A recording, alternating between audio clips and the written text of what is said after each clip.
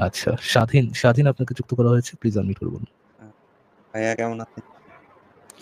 জি ভাইয়া ভালো আছি। আশা করি আপনিও ভালো আছেন। প্লিজ আনমিউট করে বলুন ভাইয়া। জি হ্যাঁ, ভাইয়া আনমিউট করে আমার আছেন, বলুন ভাইয়া। ঠিক আছে। তো ভাইয়া আমার মানে একটা কোশ্চেন আছে, সেটা হচ্ছে ধরেন আমরা যেটাকে হাদিস বলে জানি, হাদিস বলতে মানে আমি যতটুকু জানি এটা হচ্ছে নবীর নবী কিভাবে তার জীবনযাপন করতেন এবং তিনি যা, যা আদেশ বা নিষেধ করতেন এগুলাই হচ্ছে মূলত মানে হাদিসের অংশ। আচ্ছা, আমরা তো হাদিসে ধরেন অনেক বাজে, বাজে জিনিস আমার এই সম্পর্কে আগে কোনো আইডিয়া ছিল না। তো আপনাদের লাইভ দেখতে, দেখতে একটা সময় যখন আপনারা তো প্রত্যেকটা হাদিসের রেফারেন্স সহ দেখান। তো একটা সময় আমার এইসব বিষয়গুলা মানে ভাল লাগতো না। কারণ ছোটবেলা থেকে যেভাবে বড় হইছি যে নবী অনেক মহামানব, উনি অনেক ভালো মানুষ বা এরকম প্রশংসা শুনতে, শুনতে যখন বড় হইছি, হঠাৎ করে যখন তার সম্পর্কে মানে এই জিনিসগুলা যখন জানতে পারছি, তখন বিষয়গুলা মানে মানতে খুবই কষ্ট হইছে। কারণ ছোটবেলার এতদিনের মানে বিশ্বাস, আর তারপর বিভিন্ন ওয়াজ-টোয়াজ, তারপর হুজুরদের কথা যদি বলি, উনারা তো কখনো এসব হাদিস নিয়ে কথা বলে না। আপনারা যেসব আ মানে এই যুদ্ধ করা, তারপর নবী কার সাথে বিয়ে করলো না করলো, কাকে হত্যা করলো, এগুলা নিয়ে সচরাচর কথা বলে না। আ সব হুজুরদের মতো মোটামুটি একই ধরনের কথা যে, ভালো কাজ করতে হবে, মিথ্যা কথা বলা যাবে না। এরকম ভালো, ভালো জিনিসগুলা নিয়ে সবসময় মানে কথাবার্তা বলে। তো হুজুররা যে আমাদের কাছ থেকে যে এই জিনিসগুলা যে মানে হাইড করে রাখলো, তারাও তো মানে তাদের কি এটা উচিত না যে হাদিসের মানে যেহেতু তারা ইসলাম প্রচার করতেছে, তো তাদের তো এটা দায়িত্ব যে আ হাদিসে যা, যা আছে A to Z আ সবার সাথে শেয়ার করা। তো তারা যে মানে আমি মনে করতেছি যে আমাদের সাথে মানে প্রতারণা টাইপের মানে করছে। ছোটবেলা থেকে যখন মানে সবসময় ভালো, ভালো কথা শুনতে, শুনতে বড় হইছি। তো হঠাৎ করে যখন এই মানে খারাপ, খারাপ 100% আমাদের সাথে একটা প্রতারণাই হয়েছে। আমাদেরকে একটা নিকৃষ্ট লোক, একটা পাপিষ্ঠ লোক, একটা পেডোফাইল, একটা বদমাইশকে আমাদের রোল মডেল হিসাবে দাঁড় করানো হইছে এত বছর ধরে। এবং আমাদের সাথে এটা একটা বড় ধরনের প্রতারণা। যারা করেছে জেনে বুঝে এই কাজটা করেছে এবং তারাও আম এই অন্ধবিশ্বাসের চক্রে মানে তারা এই দোষে দোষী যে এরকম একটা বদমাইশ লোককে আমাদের কাছে আম একটা ভালো চরিত্রে করার আ পরিচিত করায় দেওয়ার বাজে চেষ্টা তারা করেছে। জি ভাই বলেন, স্বাধীন ভাইয়া। জি, জি ভাইয়া।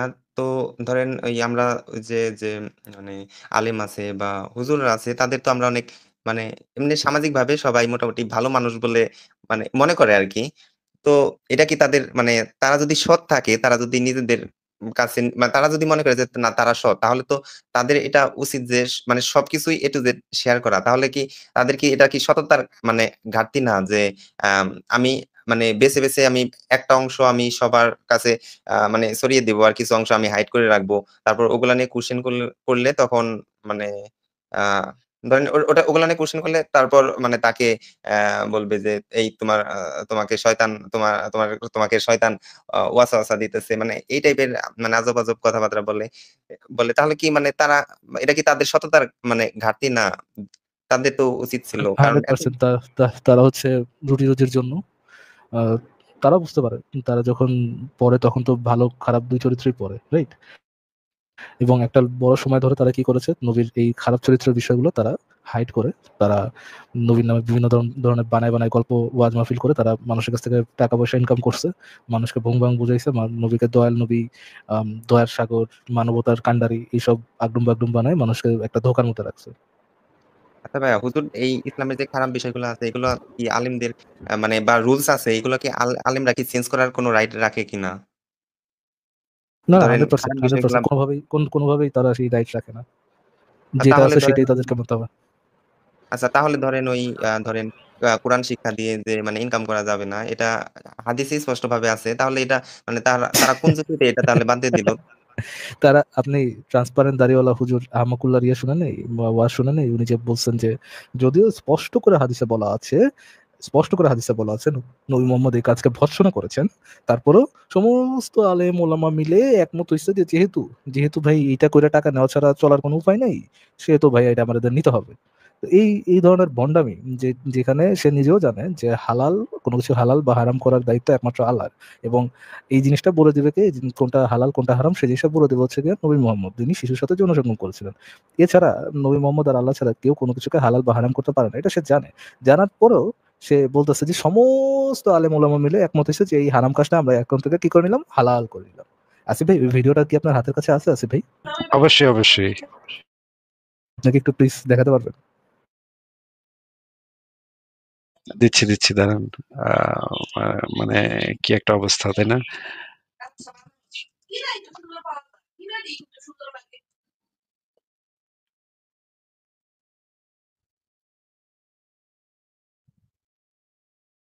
হ্যাঁ, ছাড়লাম তাহলে। জি আসিফ জি ভাই ভাই। please। কোরআন শিক্ষা দিয়ে টাকা খাওয়া জায়েজ আছে কিনা, একটু সুন্দর করে প্রশ্নটা করতেন ভাই, এভাবে করলেন ডাইরেক্ট, টাকা খাওয়ান জায়েজ আছে কিনা। ভাই, এক হাদিসে তো পরিষ্কার ভাবে এক সাহাবী কোরআন শিক্ষা দিয়ে কিছু গ্রহণ করছেন, নবী সাল্লাল্লাহু আলাইহি ওয়াসাল্লাম তাকে ভর্ৎসনা করেছেন। এই জন্য কোরআন শিক্ষা দিয়ে টাকা পয়সা নেওয়া, লেনদেন করা, এটা মূল বিধান হলো না জায়েজ।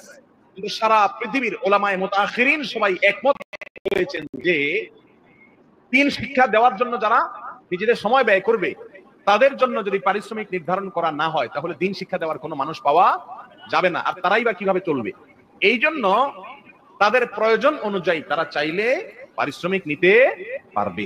এই ব্যাপারে কোনো আলেমের, পৃথিবীতে কোনো আলেমের কোনো দ্বিমত নাই। বাহ, মুতাক্ষরিনরা একমত হয়েছে। মূত্রখিরিন্সরা একমত হয়েছে। মূত্রখিরিন্সরা কিভাবে একমত হয়েছে বা এটা পাবো না তো, যেহেতু টাকায় সকল মূত্রখিরিন্সদের মানে পকেটে টান পড়েছে, সেহেতু সকল মূত্রখিরিন্স একমত হয়ে গেছে, এবং সেটা কি হয়ে গেল, এখন আল্লাহ যেটাকে হারাম করেছে সেটাকে আমরা মূত্রখিরিন্সরা মিলে হালাল করে দিলাম। আল্লাহ বড় না টাকা বড়, বলেন? আচ্ছা ভাইয়া, এই এইটা ভাই, কোশ্চেনটা আমি এটা গোপনে বলতে হবে, এটা পাবলিকলি বলা যাবে না। আচ্ছা ভাইয়া, আমি এই কোশ্চেনটা একজনকে করছিলাম।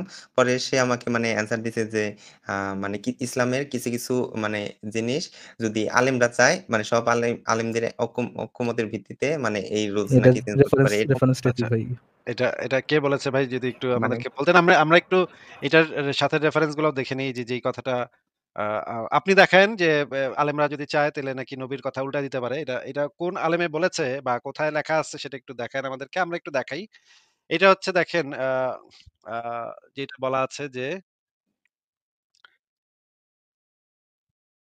এই যে দেখেন, আল্লাহর রাসূল যা হারাম করেন তাও আল্লাহর হারাম করার মতোই। হাদিস সম্ভার ১৪৯৯।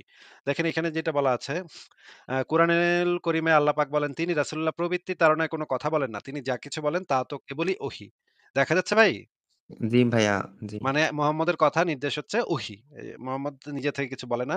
আবার অন্যত্র ইরশাদ করা হয়েছে, আমার কোনো সাধ্য নেই যে আমার পক্ষ থেকে কোনো কিছু পরিবর্তন করে দিব। আমি তো কেবল তাই অনুসরণ করি যা আমার প্রতি আদেশ করা হয়েছে। এটা নবী বলছে। মোট কথা, নবী যা কিছু বলেন, করেন বা সমর্থন করেন সবই ওহী নির্ভর। আর এসবের সমষ্টি হলো সুন্নত। আমাদেরকে কুরআনে আল্লাহ পাক রাসূলের ইত্তিবা করার আদেশ দিয়েছেন, অর্থাৎ তার সুন্নতের অনুসরণ করার আদেশ দিয়েছেন।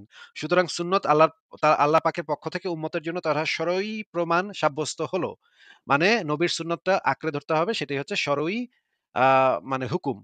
এখন আপনি বলেন যে আপনি এটা কই পাইলেন যে হুজুররা যদি একমত হয় তাইলে নাকি নবীর কথাকে পাল্টা দিতে পারে? নবীর কথা আমি তো এরকম কোনো দলিল ইহজন্মে বাপের জন্মেও কখনো দেখি নাই যে আলেমরা যদি নবীর উপরে কথা বলে তাহলে নাকি আলেমদের কথা সঠিক মানে ইসলামে গণ্য হবে।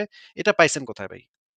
আ এটা ভাই আমি নিজে পড়ি নাই। আমি মানে একটা হুজুরকে কোয়েশ্চেন করার পর উনি আমাকে রেফারেন্স না দেখায় এগুলা মুখে বলছে। তো আমি আর কোয়েশ্চেন মানে উল্টা আর কোনো কোয়েশ্চেন করি নাই। আমি জানি যদি উল্টা কোয়েশ্চেন করি আমাকে মানে অন্যভাবে নিবে। এই কারণে আমি আর কোয়েশ্চেন করি নাই।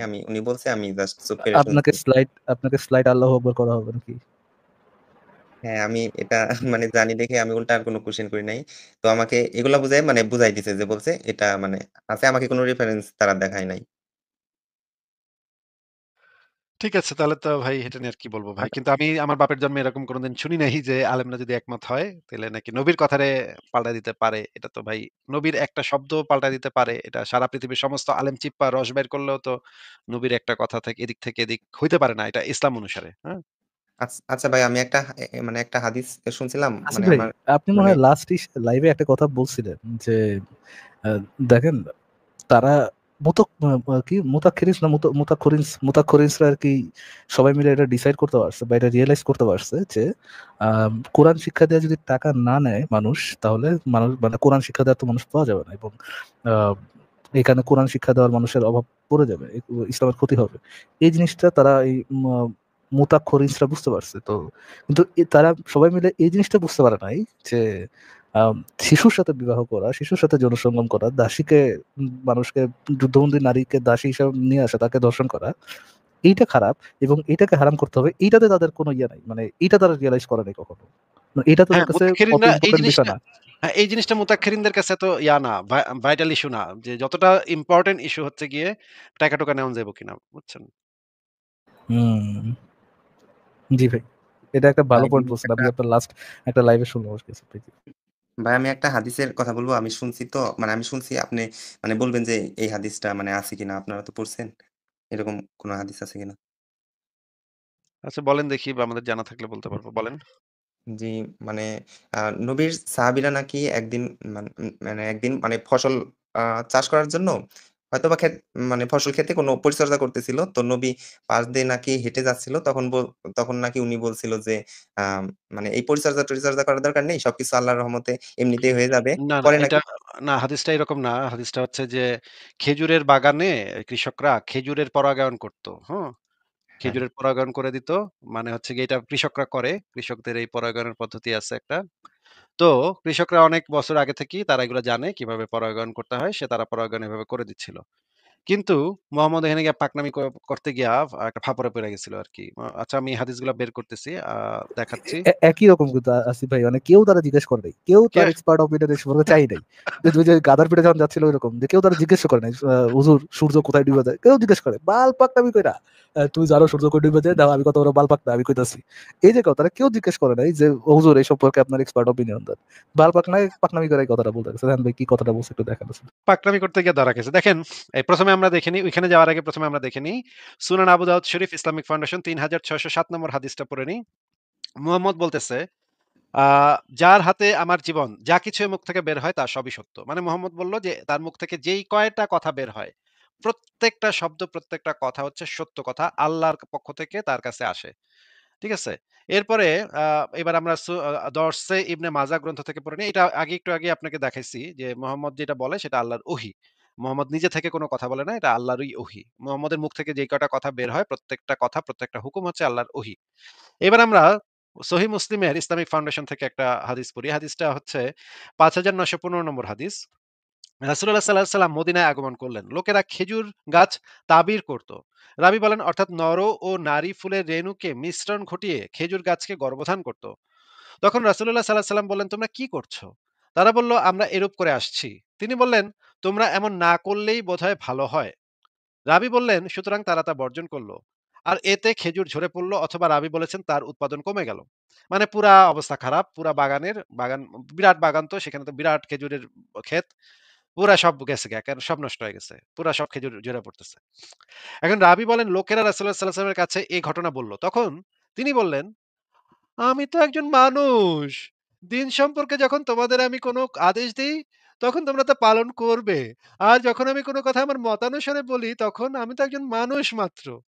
রাসূলুল্লাহ সাল্লাল্লাহু আলাইহি ওয়াসাল্লাম এরূপ বলেছেন। আচ্ছা, সহিহ মুসলিমের ইসলামিক ফাউন্ডেশন ৫৯১৬ দেখেন, রাসূলুল্লাহ সাল্লাল্লাহু আলাইহি ওয়াসাল্লাম তাদের কাছে গিয়ে অতিক্রম করছিলেন। তিনি জিজ্ঞেস করলেন, তোমাদের খেজুরের গাছের কি হলো? লোকেরা বলল, আপনি এমন বলেছিলেন, তা করায় এরূপ হয়েছে। রাসূলুল্লাহ তখন বললেন, তোমাদের পার্থিব বিষয়ে তোমরাই অধিক অবগত। মানে আকাম করতে গিয়ে ধরা খাইয়া, আচ্ছা মানে আকাম করতে গিয়ে ধরা খাইয়া সে এখন বলতেছে যে তোমাদের এগুলো তো আমি বুঝি না ভাই, তোমরাই ভালো বুঝো। তাইলে তুই যে কইলি বেটা তোর কথা নাকি সব আল্লাহর ওহী, তোর নাকি আল্লাহ নাকি তোরে দিয়া বলায়, তুই নাকি নিজে থেকে কিছু কস না। আল্লাহ নাকি তোর পেটের থেকে কথা কয়। তুই তুই তো তাইলে এরকম কথা কইলি, এখন যে খেজুর যে ক্ষেত খামার নষ্ট হয়ে গেল, এখন কইতেছস যে আমি জানি না। আমি বুঝি নাই। না বুইঝা কইছি। ভাই এটা কি বাটপারি ভাই, আমি তো কিছু বুঝলাম না। ফারাজ ভাই কি কইবেন এটাই ভাই বাটপারে? মামা ধরা খায় গেছে, মামা কট খায় গেছে ভাই। আগে তো থাপড়ানি আপনাদের দরকার ছিল, তাই না? বাল পাকনামি করতে গিয়ে কট খায় গেছে। কানের নিচে ধম করে একটা দাবর দান দরকার ছিল। হালার পো তুই জানিস না, বুঝিস না। তুই পাগলামি করতে আইছ। মামার মামার যদি কনফিডেন্স থাকতো ইয়ে সব মানে জাকির নায়কের মতো তাহলে বলতো I am medical doctor, I am medical doctor. Faraz ভাই আরেক জায়গায় বালপাকনামি করতে গিয়ে আবার কনফিডেন্টলি বালপাকনামি করেই গেছে সে। মানে বালপাকনামি সে থামায় নাই। বালপাকনামি সে করেই গেছে শেষ মুহূর্ত পর্যন্ত করেই গেছে। দেখেন এই আরেকটা হাদিস দেখাচ্ছি। আ মানে এই হাদিসটার ভিতরে দেখেন দাঁড়ান একটু বড় করে দেই। এইখানে দেখেন বুখারী শরীফ তাওহীদ পাবলিকেশন ৫৬৮৪ নম্বর হাদিস।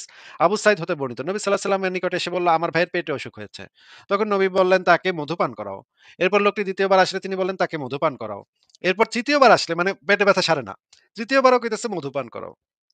এরপর লোকটি এসে বলল, "আমি অনুরূপই করেছি।" তখন নবী সাল্লাল্লাহু আলাইহি ওয়াসাল্লাম বললেন, "আল্লাহ সত্য বলেছেন, তোমার ভাইয়ের পেট মিথ্যা বলছে। তাকে মধু পান করাও।" মানে, মানে তারপরে যেটা আছে তারপরে পান করালো এবার সে রোগমুক্ত হলো। পেটের ব্যথা তো কয়েকদিন পরে এমনিতেই ভালো হইব। পেটের ব্যথা তো আর সারা জীবন মানুষের থাকে না। হয়তো এই যে ৪-৫ দিন যাওয়ার পরে পেটের ব্যথা এমনিই ঠিক হয়ে যায়।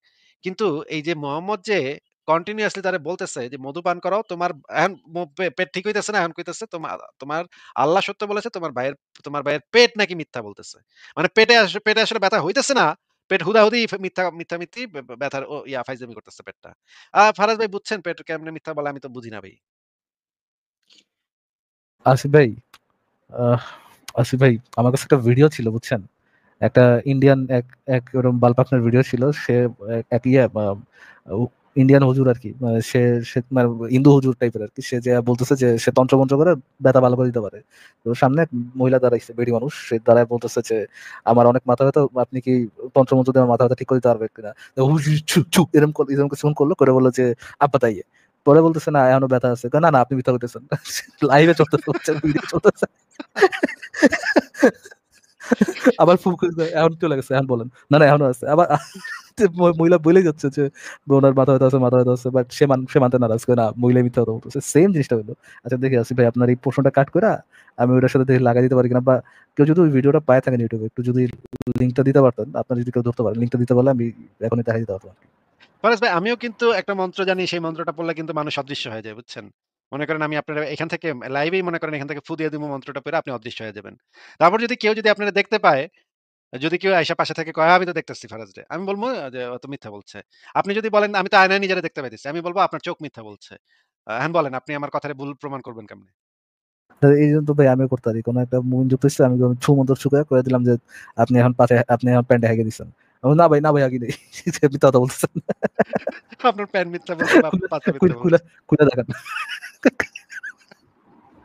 মিথ্যা কথা বলতেছেন। আহ, ভাইয়া একটা কথা বলবো? হ্যাঁ, বলেন। জি ভাই বল। জি ভাইয়া, ওই যে আমি যে হাদিসটার কথা বললাম না, ওই হাদিসটা মানে একজন আমাকে দেখায় বলছিল যে মানে উনি আবার মানে মানে হাদিস অতটা মানতে রাজি না। মানে উনার পয়েন্ট হচ্ছে যে এই হাদিসটা দেখে আমাকে এটাই বলছে, "দেখো নবী এরকম করে আ কৃষকদের ফার্স্টে উপদেশ দিছিল। পরে উনি যখন পরে দেখছে যে মানে ফসল ভালো হয় নাই, তো তখন আবার বলছে যে, 'আমিও তো তোমাদের মতো মানুষ। আ আমি তোমাদের শুধু ইসলামের বিষয়ে কোনো আদেশ বা উপদেশ থাকলে তখন আমি যদি বলি ওইটা তোমরা পালন করবা। আর দুনিয়ার বিষয়ে এমনও হইতে পারে দুনিয়ার অনেক বিষয় আমার থেকে তোমরা এই মানে দুনিয়াতে ভালো কোন জানো।" বিষয় আবার দুনিয়ার ইসলামের বাইরে? কোনো বিষয় বলে, কোন বিষয়টা তো বলে নাই ভাই। আপনি সে তো বলে যে ইসলাম পরিপূর্ণ জীবন বিধান। আপনি সকালবেলা ঘুম থেকে উঠে টয়লেটে যাবেন কিভাবে, আর ঘুম মারার আগ পর্যন্ত আপনি যা যা করবেন সবকিছুর মধ্যে ইসলাম আছে। দুনিয়াবী বিষয়ের মধ্যে ইসলাম নেই, এটা আবার বলছে কে? কিন্তু দুনিয়ার কোন বিষয়টা ইসলামের বাইরে ফারাজ ভাই? আমি তো এটা বুঝতেছি না। মানে ওই যে মনে করেন পরাগায়ন করতেছে কেউ। এটা তো একটা শিরক হয়ে যাচ্ছে। কারণ হচ্ছে এগুলার দায়িত্ব তো আল্লাহ। এগুলা তো না, রিজিকের জন্ম মালিক তো মৃত্যুর আল্লাহ। একমাত্র মালিক, হ্যাঁ জন্ম মৃত্যুর একমাত্র মালিকও তো আল্লাহ ভাই। এখন কৃষকরা পাকনামি করে ওরা কইতাছে যে এগুলা দিয়ে নাকি বেশি ফসল ফলে। আরে বেটা ফাজিল! তুই আল্লাহর থেকে বেশি বুঝোস। আল্লাহ যদি না দেয় তাহলে তুই হইতো এই খেজুর-টেজুর হইতো? আল্লাহ এগুলা দেয়। তোর এই সমস্ত পরাগান-টরাগান করে কিছুই লাভ নাই। আল্লাহ না দিলে এগুলা কিছুই হইতো না। এই পৃথিবীর প্রত্যেকটা জিনিসের ভিতরে তো ইসলাম আছে। আল্লাহর মানে মজেজা না থাকলে কি ওরা করতে পারত নাকি? খেজুরে নরনারী মিশ্রণ করতে পারত নাকি? এগুলা আল্লাহ ওগুলা করায়। এখন ওরা পাকনামি করে নিজেরা করে দিতেছে। এটা তো শিরক হয়ে যাচ্ছে। কারণ এগুলো তো আল্লাহর কাজ। আল্লাহ প্রকৃতিকে কত সুন্দর বানিয়েছেন। ওরা আবার নিজেরা যদি সেটা আল্লাহর দায়িত্ব যদি নিজে পালন করে ফেলে তাহলে তো এটা শিরকি কাজকর্ম। ঠিকই আছে নবী ১ম এ ঠিকই কইছিল। কিন্তু পরে আরকি ফাইসা গেছে আরকি। একটু অল্পের জন্য ফাইসা গেছে। হ্যাঁ, ভাইয়া উনি আমাকে এই হাদিসটা দেখানোর পর উনি আমাকে মানে এই পয়েন্টটা মেক করতে চাইছে যে আসলে হাদিসের সব বিষয় যে আরকি মানতে হবে এর কোনো মানে ইয়া নাই। তো নবী এমন অনেক বিষয় মানে দুনিয়ার অনেক বিষয় আছে ওগুলা উনি অত ভালো জানতো না। তো হাদিসরে অত সিরিয়াস এটা ভাবে ভাই, নেয়া ভাই, ঠিক ভাই, ভাই কোরআনে এবং হাদিসে আমি আপনাকে একটু আগেই দেখাইলাম যে আল্লাহর নবীর মুখের থেকে যেই কয়টা কথা বেরইছে সেইগুলাকে অন্ধভাবে বিশ্বাস করার নামই হচ্ছে ঈমান। এবং একজন মুমিন হইতে পারবে না যতক্ষণ পর্যন্ত নাকে দড়ি বাঁধা উটের মতো নবীর মুখের থেকে যেই কয়টা শব্দ বেরিচ্ছে সেই কয়টা শব্দকে অন্ধভাবে বিশ্বাস না করবে ততক্ষণ সে প্রকৃত মুমিন হইতে পারবে না। এটা তো ভাই মানে কোরআন হাদিসের পাতায় রেফারেন্স আমি দেখাইয়াও তো শেষ করতে পারব না আপনারে। এত এইটার পক্ষে এত রেফারেন্স আছে যে রেফারেন্স দেখাইয়াও আপনারে শেষ করতে পারব না। এই কথা কোন পাগলে কয় যে নবীর সব কথা যেটা ইসলাম বিষয় সেটা মানা যাবে, সেটা ইসলাম বিষয় না। আচ্ছা নবী যে সুদ খাইতে না করছে, এই সুদটা তো ইসলামের বিষয় না। সুদ কি তাইলে খাওয়া যাবে ভাই? হুম, জি, জি না ভাই। সুদটা তো একটা দুনিয়াবি বিষয়, তাই না? সুদ কি ইসলামে কি তাইলে সুদ বৈধ? আ জি, জি না ভাই। শুয়োরের মাংস খাওয়া যাবে? শুয়োরের মাংস তো দুনিয়াবি বিষয়। এটার সাথে তো আর আল্লাহ ইসলামের তো কোন বিষয় না। শুয়োরের মাংস তো তাইলে খাওয়াই যাবে নাকি ভাই? আসিফ ভাই, আপনি কি আবারও একই একই ধরনের কাজ করতেছেন ভাই? মানবতা বিরোধী অপরাধ করতেছেন আপনি। ইসলাম থেকে, মুমিন থেকে, মোহাম্মদ থেকে লজিক্যাল কনসিস্টেন্সি আশা করতেছেন। এটা কি ভাই তাদের জন্য মানবতা বিরোধী অপরাধ না? এই কাজটা করা, এই আশাটা করা, এটা তাদের উপর চাপিয়ে দেওয়া যে ওই লজিক্যালি কনসিস্টেন্ট থাকতে হবে, এই জিনিসটা চাপায় দেওয়া তাদের উপর একটা মানবতা বিরোধী অপরাধ না আসিফ ভাই? এটা তো অবশ্যই ভাই। কিন্তু আচ্ছা ইয়া ভাই ওই যে মুমিন আপনাকে বলেছে সেই মুমিনকে একটু জিজ্ঞেস করেন যে কোরআন তো একটা দুনিয়াবি কেতাব, তাই না? দুনিয়ার একটা মানে প্রিন্ট ছাপাখানা থেকে বাইর হওয়া একটা গ্রন্থ। একটা বই কালি আর কাগজ এটার সংমিশ্রণে একটা জিনিস তৈরি। ওইটার উপরে কি ভাই ইসলাম অনুসারে ওইটার উপরে কি আমি পেশাব করতে পারবো? জিজ্ঞেস করেন তো ভাই। এটা তো দুনিয়াবি বিষয়। এটা তো আর ইসলামের মানে কোনো বিষয় না। কাগজ আর কলম, কালি ২ টা মিলায়া প্রিন্ট প্রকাশনী থেকে বের করছে। তাইলে আমি একটু মুতি, ওই কোরআনের উপরে একটু মুতি। এটা কি উনি মুততে দিবে কিনা ওনাকে জিজ্ঞেস করেন, হ্যাঁ? এটা তো ভাই করতে দিবে না। আমাকে ভাই ওমা! মারতেও পারে। ওমা! এটা তো দুনিয়াবি কাগজ আর কালি কয়েকটা মাত্র। এটা তো দুনিয়াবি বিষয়। তো এটা তো এই যে ইসলামের একজন কোন বিষয় ভদ্রলোক, না। ভদ্রলোক ভালো ইয়ে করছেন, কনসিস্টেন্সি ভার্সেস কনভিনিয়েন্স। কনসিস্টেন্সি আপনি ডাস্টবিনে ফেলাই দেন, আপনার নিতে হবে যেটা কনভিনিয়েন্স সেটা। মানে মানে আমি তাকে মানে এই পয়েন্টের থেকে গেছিলাম মানে তার সাথে কথা বলছিলাম হলো এই পয়েন্ট থেকে যে মানে নবী যে এত বাজে কাজ করছে তো মানে এগুলা মানে কিভাবে মানে একটা ধর্মের রুলস আচ্ছা হইতে পারে? নবী যেই কাজগুলা করছে সেগুলো তো সবই তো দুনিয়াবি কাজ। মনে করেন আ বিয়া করছে, দাসীর সাথে করছে, পায়খানা করছে, পেশাব করছে। এগুলো তো দুনিয়াবি কাজ। এগুলো তো আর ইসলামের কোন বিষয় না। তাহলে এগুলোর সমালোচনা করলে উনারা এত চেতে কেন ভাই? উনারা কি জানি ভাই আমি তো জানি না। উনারা তো ভাই সহজ ধরেন সমালোচনাও নিতে পারে না। অনেকেই নিতে পারে না। আমারও একসময় ধরেন আমার সামনে কেউ বললে আমার একসময় খুব মানে আমি আমি ওইরকম না যে আমি মোটামুটি আগে থেকেই মানে মোটামুটি ফ্রি মাইন্ডের। তো আমার সামনে কেউ কিছু বললে আমার সামনে এর আগে মানে বলছে ২-১ জন। তো আমার মনে রাগ হতো। আমি কখনো ওইরকম ভাবে বলতাম না। পরে যখন আমি নিজে যখন এগুলা নিয়ে ঘাটাঘাটি শুরু করছি, তো তারপর থেকে মানে আমার এটা আমার রিয়ালাইজ হইছে যে আ কোন ভিন্ন মত শোনার পর সাথে মানে মনেও রাগ করা উচিত না। কারণ তারও তো একটা সে যে কথাটা বলতেছে তারও তো একটা পয়েন্ট অফ ভিউ থেকেই তো ওই কথাটা বলতেছে। তো তার কথাটা মানে আগে শোনা উচিত যে তার কথা লজিক্যালি রাইট কিনা। তো যদি রাইট হয় তাহলে তো তার কথা আমার শুনতে বা তার কথা মাইনে নিতে তো আমার মানে কোন সমস্যা আমি দেখি না আরকি। আমি ব্যক্তিগতভাবে দেখি না। তো অনেকে এটা পারে না। অনেকেই মানে মানে সবসময় অ্যাগ্রেসিভ মোড এ থাকে। তো যারা মানে কট্টরপন্থী মুসলিম আছে ওরা সবসময় অ্যাগ্রেসিভ আ মুড এ থাকে। তো কিছু বললেই মানে রাইগা ওঠে। কোন কোয়েশ্চেন করা যায় না। আচ্ছা। ঠিক আছে তাহলে ফারাজ ভাই আমি তাইলে আজকে বিদায় নেই। আপনি তাইলে লাইভ শেষ করে দিয়েন। আপনি কন্টিনিউ ওকে, করেন। ঠিক ঠিক আছে আসিফ। গুড নাইট ঠিক ভাই। আছে, থ্যাংক ইউ আসিফ ভাই। লাইফটা হাতে দিয়ে দেওয়ার জন্য একটু গান টান বাজে আজকে আপনার টাকা পয়সা শেষ করে দিই। ভাই গান থ্যাংক বাজান ইউ। না ভাই। কোন মিউজিক যেন না বাজে ভাই। ঠিক আছে গুড নাইট। আচ্ছা ঠিক আছে আসিফ ভাই। জি স্বাধীন ভাই, আপনি কি আর কিছু বলবেন? আ আপাতত মানে এটাই আরকি আমি এটাই অনেকে তো ধরেন আমার মানে আজকে মানে এই পয়েন্ট থেকে আসছিলাম যে যদি আমি ধরেন ওই যে শিয়া মুসলিম আছে না? উনারা তো মেবি হাদিসের এসব মানে না। আ সম্ভবত আমি যতটুকু জানি। ভুলও হইতে পারে। উনারা মেবি হাদিস মানে না। তো আরকি হাদিস-টাদিস না মেনে কি মানে মুসলিম থাকার কোনো ওয়ে আছে কিনা? যে আরকি আমি হাদিস-টাদিস কিছুই মানলাম না।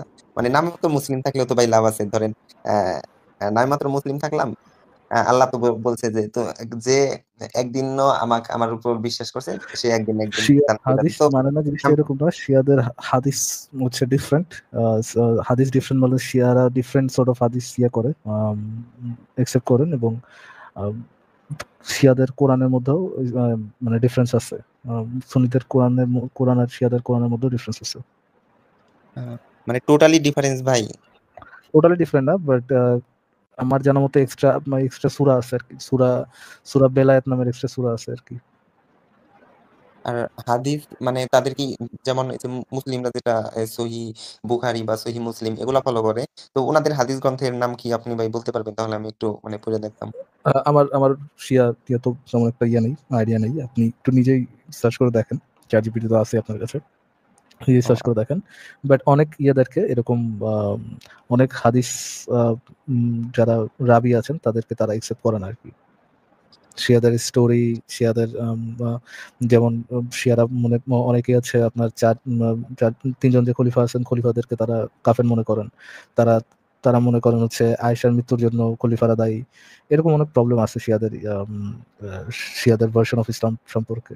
তারা অনেকে আলীকে হচ্ছে নেক্সট নবী মনে করেন। তো প্রবলেম আছে শিয়াদের ইসের সাথে, ভার্সন অফ ইসলামের সাথে সুন্নিদের ভার্সন অফ ইসলামের অনেক ডিফারেন্স আছে। আচ্ছা ভাইয়া, উনারা যে ধরেন শিয়া মতাদর্শ যে হলো, এটা কি মানে লজিক্যালি মানে উনারা কি মানে কোন একটা লজিকের উপর ভিত্তি করে মানে ওই মতামতকে মানে গ্রহণ করছে, নাকি মানে অন্ধবিশ্বাস? মানে জাস্ট আমার ভাল লাগলো না যে আমি মানতাছি না। ইসলামের ইয়েই তো অন্ধবিশ্বাস ভাই। মানে ইসলামের ইসলামের ভিত্তিটাই তো হচ্ছে অন্ধবিশ্বাস। ইমানের আপনাকে যে ধরেন ৬টা বিষয় ইমান আনতে হয়। আহ, ধরেন কোরআনের উপর বিশ্বাস যে কোরআন আল্লাহর গ্রন্থ, আল্লাহর উপর বিশ্বাস যে আল্লাহ নবীর কোন একটা সত্তা আছে, রাসূলের উপর বিশ্বাস নবী মুহাম্মদকে সেই হিসেবে পাঠাইছে, তাকদীরের উপর বিশ্বাস, তারপর হচ্ছে আরো আরো কয়েকটা মানে আপনার পরকালের বিশ্বাস, জান্নাত জাহান্নামের উপর বিশ্বাস। এই বিশ্বাসগুলো তো আপনাকে কোনো ধরনের প্রমাণ ছাড়া, জাস্ট বিকজ নবী মুহাম্মদ বলছে এই জন্য আপনাকে একসেপ্ট করে নিতে হচ্ছে। এটার ক্ষেত্রে তো কোনো প্রমাণ নবী মুহাম্মদও দেয় নাই, এবং ইসলামের ফাউন্ডেশন অনুযায়ী এটার আপনার কোনো প্রমাণ দরকার নেই। প্রমাণ ছাড়াই আপনি জাস্ট মোহাম্মদ বলছে শুনবেন আর মানবেন। নাও যেটার ফাউন্ডেশন, ফর এক্সাম্পল আপনি একজন নিজেকে নবী দাবি করতেছেন, রাইট? ধরে নেন আপনি দাবি করছেন, বা যে কোনো একজন মানুষ দাবি করতেছে সে হচ্ছে আল্লাহর নবী, এবং এইটা কোনো ধরনের প্রমাণ ছাড়াই বিশ্বাস করে নিতে হবে যে সে আল্লাহর নবী। এইটা কোনো ধরনের প্রমাণ ছাড়াই বিশ্বাস করে নিতে হবে যে সে যে কেতাব বগলে তুলে নিয়ে ঘুরতেছে সেই কেতাবটা হচ্ছে আল্লাহ থেকে আসা কেতাব, এবং এটা প্রমাণ ছাড়া বিশ্বাস করে নিতে হবে যে তারে আল্লাহ সিলেক্ট করছে আপনার কাছে ওই দেওয়ার জন্য। চিন্তা করতে পারেন কতটা বুলশিট। তো কোরআনের মানে ইসলামের ফাউন্ডেশনই তো হচ্ছে অন্ধবিশ্বাস। নাও আপনার পয়েন্ট যেটা আছে, ইসেদের কি আপনার আহ, শিয়াদের কি কোনো পয়েন্ট মানে কোনো রিজনেবল পয়েন্ট আছে নাকি তারা একেবারে অন্ধবিশ্বাস করে?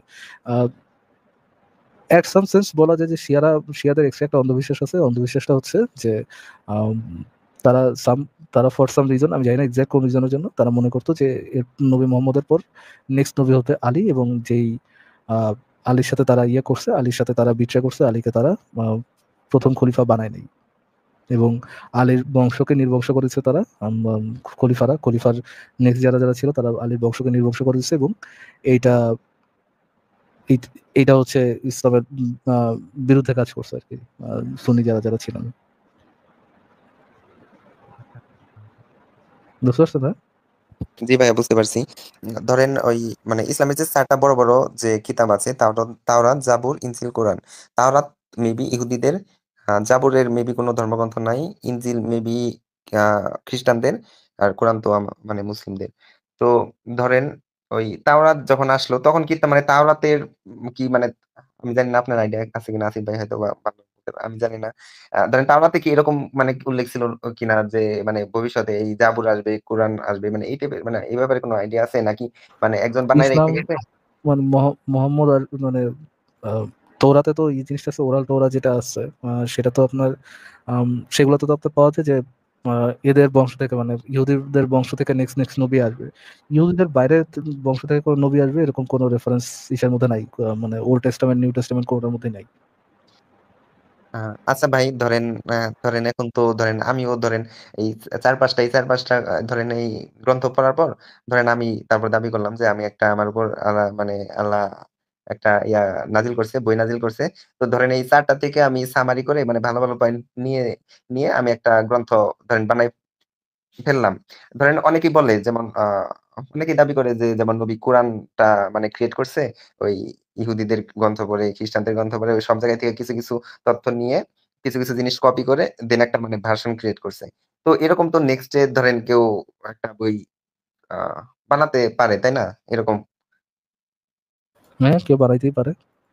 ধরেন আমি তো মোটামুটি সিওর ধরেন আমি যদি এখন একটা বই বানাই তো কোরআনে তো ধরেন কত কোরআন বা হাদিসের কথা বলি যে কত বাজে বাজে জিনিস আছে। ধরেন আমি সবকিছু বাদ বাদ দিয়ে ভালো ভালো জিনিস দিয়ে একটা মানে একটা বই বানালাম যেটা ধরেন যেখানে কোনো খুনের কথা থাকবে না, যেখানে ধরেন মানে কোনো খারাপ কোনো কিছু থাকবে না এরকম একটা ধরেন বানাইলাম।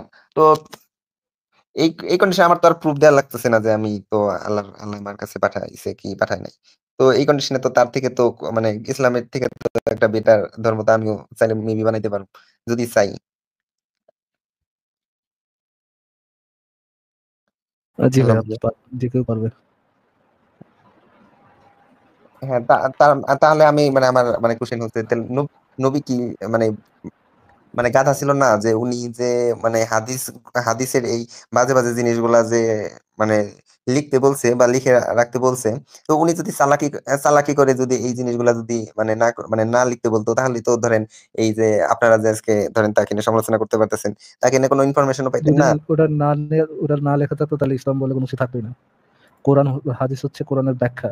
যদি আপনি কোরআনের ব্যাখ্যাকে বাদ দিয়ে দেন তাহলে কোরআন বলতে কোনো কিছু থাকতো না। এক একজনের কাছে ইসলাম এক এক রকম হইতো।